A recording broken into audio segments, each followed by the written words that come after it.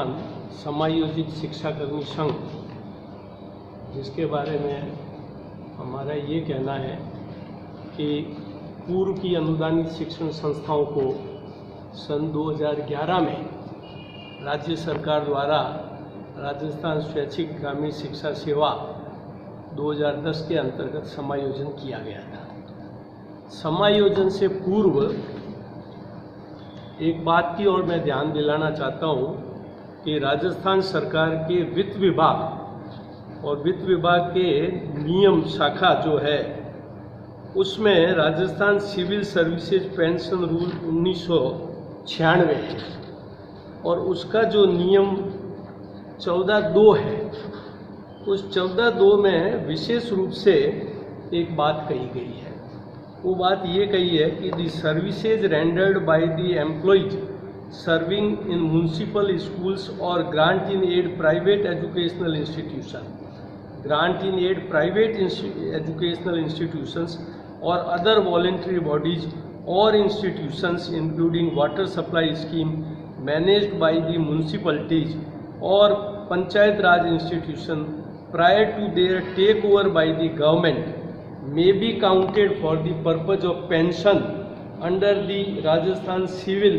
Pension Rules 1996 subject to fulfillment of following condition। और उसमें जो 3 कंडीशन थी उसमें ये था कि the amount of contribution by the employer together with interest thereon standing to his credit in the contributory provident fund in the institution on the date of his transfer under government shall be credited to the general revenue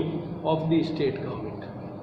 The amount of subscription together with interest thereon standing to the credit of the employee in his contributory provident fund account on the date of takeover of the institution will be transferred to his credit in a general provident fund. Employee shall in exchange be entitled to count towards pension the service rendered by him in the aforesaid institutions prior to the date of taking over, as such service has been rendered in pensionable establishment under the government, provided that benefit of pensionable service shall accrue only in respect of the period or periods of service rendered in the institutions during which he subscribed to the contributory provident fund। तो ये राज्य सरकार ने स्वयं ने नियम बना रखे थे कि किसी भी अनुदानित शिक्षण संस्था के कर्मियों को राजकीय को पुरानी पेंशन नियम 1996 के अंतर्गत है पुरानी पेंशन दी जाएगी। और ऐसा बहुत बार हुआ है जब राज्य सरकार ने कर्मचारियों को लिया है राज्य सरकारी सेवा में तो उन्हें पुरानी पेंशन दी गई है। पर हमारे मामले में जब राजस्थान वॉलंटरी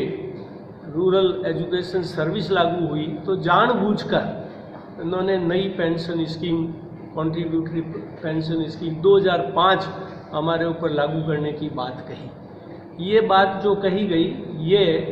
इनके खुद के नियमों के विपरीत थी। पर जब राज्य सरकार द्वारा ये बात नहीं मानी गई कि इन्हें पुरानी पेंशन दी जाए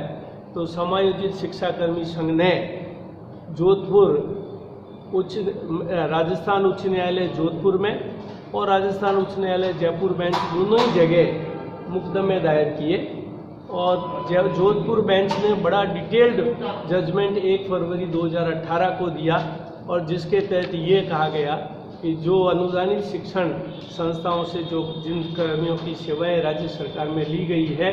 उन्हें पुरानी पेंशन स्कीम है उसके तहत पेंशन देनी। राज्य सरकार ने ये आदेश आने पर जयपुर का भी एक आदेश आया हुआ था, वो उनके पक्ष में था। दोनों आदेश लेकर के सुप्रीम कोर्ट में गए। सुप्रीम कोर्ट में एसएलपी दायर हुई। 2 दिन तक सुप्रीम कोर्ट में उस एसएलपी पर विचार विमर्श हुआ और उसके बाद सुप्रीम कोर्ट ने ये कहा कि राजस्थान हाईकोर्ट जोधपुर बेंच ने जो निर्णय दिया है वो उस निर्णय से उनके सहमत है। और जब उनकी सहमति हो गई उसके बाद राज्य सरकार के सामने एक ऑप्शन था कि वो सुप्रीम कोर्ट में रिव्यू दायर करते अगर वो सुप्रीम कोर्ट के निर्णय से सहमत नहीं थे। बट राज्य सरकार ने लगभग 1 साल का समय व्यतीत करने के बाद में जो है एक विपरीत निर्णय लिया, पर उससे पहले बहुत सारे कर्मचारियों से उन्होंने ब्याज सहित अंशदायी प्रावदायी निधि के जो बैलेंस और ब्याज था उसको स्वीकार कर लिया। तो एक तरफ तो उन्होंने पूर्व जो प्रोविडेंट फंड प्राप्त हुआ कर्मचारियों से उसको तो ब्याज सहित स्वीकार कर लिया, और दूसरी ओर निर्णय ये लिया कि राज्य सरकार जो है वो अब सुप्रीम कोर्ट के निर्णय के बाद हाई कोर्ट के निर्णय की समीक्षा करेगी। तो उन्होंने एक रिव्यू पिटीशन फाइल किया। वो रिव्यू पिटीशन लगभग पिछले 1.25 साल से एडमिशन के लिए जो राजस्थान हाई कोर्ट की जोधपुर बेंच में विचाराधीन है। तो अब हमारा राज्य सरकार से ये कहना है कि राज्य सरकार चूँकि जन कल्याणकारी राज्य की सरकार होती है और हमारे जो कर्मचारी है वो सीमित साधनों वाले कर्मचारी है, और कर्मचारी ने अपना प्रोविडेंट फंड ब्याज सहित ये इनके इन प्रकार धन जुटा करके जमा करवा दिया है, तो अब राज्य सरकार को चाहिए कि वो जन कल्याणकारी नीतियों को अपनाते हुए तकनीकी आधार पर इसको रिव्यू को वापस लें और कर्मचारियों को पुरानी पेंशन देने का निर्णय लें। इससे कि जो लगभग 10,000 लोग जो है जो इस RBRES की सेवा में आए हैं उनकी वृद्धावस्था है वो आराम से गुजर सके। इसी दृष्टिकोण से आज हमने आपको यहाँ आने के लिए निमंत्रण दिया था, और किसी कारण से हम मीटिंग नहीं रख सकते हैं, पर हम अपनी बात आपको इसलिए कह रहे हैं कि आप राज्य सरकार तक ये पहुँचाएँ कि जन कल्याणकारी राज्य की अवधारणा के अनुसार राज्य सरकार जो है तकनीकी आधारों पर मामलों को उलझाने की बजाय जनहित में निर्णय लें, और जो सेवा कर्मी सेवानिवृत्त हो चुके हैं उन्हें जल्दी से पुरानी पेंशन योजना के अंतर्गत पेंशन दें। एक दूसरी मिथ्या धारणा जो राज्य सरकार में चल रही है वो ये है कि इससे इनके ऊपर वित्तीय भार बहुत बढ़ेगा। ये भी सही नहीं है, क्योंकि जब सभी कर्मचारी अपने जीवन काल में जितना प्रोविडेंट फंड कंट्रीब्यूशन मिला है उसको जब ब्याज सहित जमा कराएंगे तो इससे बहुत बड़ी धनराशि जो लगभग 1000 करोड़ के लगभग हो सकती है वो राज्य सरकार को प्राप्त होगी। तो उनका ये कहना कि वित्तीय भार राज्य सरकार पर पड़ेगा, इसका अच्छी तरह से मूल्यांकन भी नहीं किया गया है। तीसरी बात जो सबसे महत्वपूर्ण ये है कि राज्य सरकार अनुदानित शिक्षण संस्थाओं के साथ और उनके कर्मचारियों के साथ वर्ष 2000 से लगातार इस प्रकार की नीतियां बना रही है कि जिससे कि कर्मचारियों को न तो पेंशन मिल रही है न ही उनके ड्यूज मिल रहे हैं। ड्यूज मिलने के पीछे भी वो तरह तरह के वो रास्ते खोज रहे हैं जिससे कि सरकार को कोई भी भुगतान नहीं देना पड़े, जो कि